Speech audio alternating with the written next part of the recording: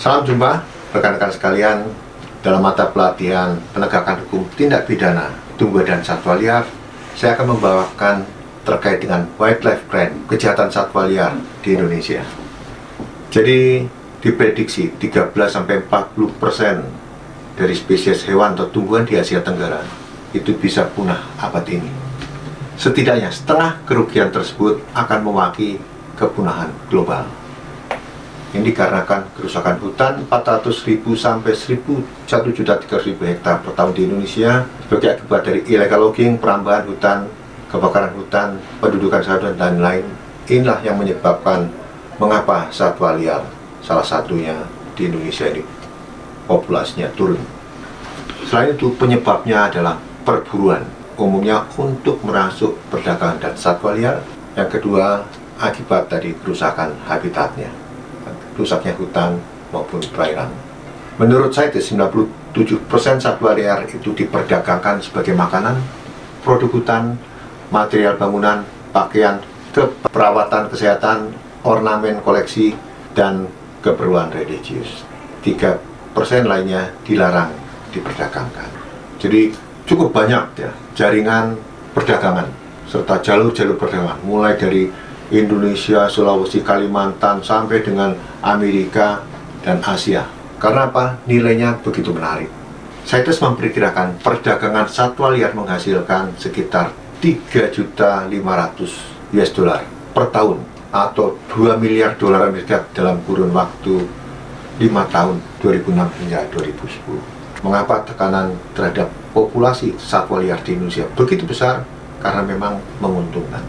Tentunya akibat dari perdagangan satwa liar tersebut ini akan menurun, memicu produksi pangan hidup. Karena apa?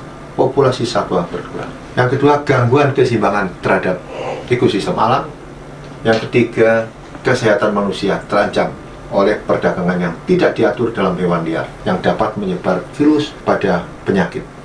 Dasar hukum dari kejahatan satwa liar penanganannya adalah Undang-Undang Nomor 5 Tahun 90 tentang konservasi sumber daya hayati, berikut peraturan-peraturannya. Lalu Undang-Undang Nomor 41 Tahun 1999 tentang kehutanan dan keputusan Presiden RI Nomor 43 Tahun 1978 yaitu ratifikasi CITES. Secara umum, tumbuhan dan satwa liar dibagi dua menjadi tumbuhan dan satwa liar dilindungi dan tumbuhan satwa liar tidak dilindungi.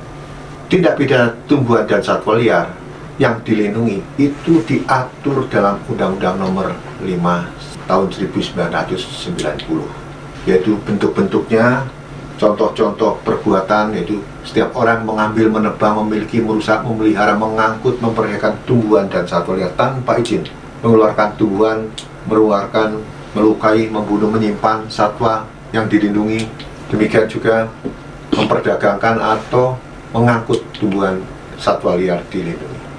Sedangkan untuk satwa liar yang tidak dilindungi, ini lebih banyak diatur di dalam perdagangan Undang-Undang Kehutanan. Jadi banyak hal yang melemahkan petugas di lapangan karena jika melihat di Undang-Undang 590 tentang perlindungan satwa tidak dilindungi, itu tidak akan ketemu pasal-pasal itu.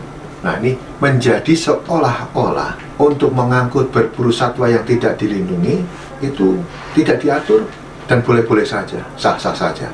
Padahal untuk tumbuhan dan satwa liar yang tidak dilindungi itu sanksi hukumnya ada di dalam Undang-Undang Nomor 41 Tahun 1999, itu tentang kehutanan, yaitu mulai dari mengangkut, mengambil, dan memperdagangkan.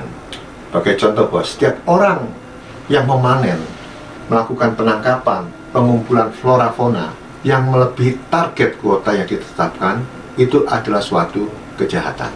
Demikian juga setiap orang yang mengeluarkan, membawa, dan mengangkut tumbuh-tumbuhan dan satwa yang tidak dilindungi undang-undang, yang berasal di kawasan hutan maupun yang di luar kawasan hutan, itu adalah kejahatan jika tidak dilengkapi dengan izin. Dan banyak lagi kasus-kasus kejahatan tumbuhan dan satwa liar melalui unit-unit upaya-upaya pemanfaatannya, yaitu baik itu melalui penangkaran satwa dan lain-lain. Sebagai contoh, penangkaran buaya.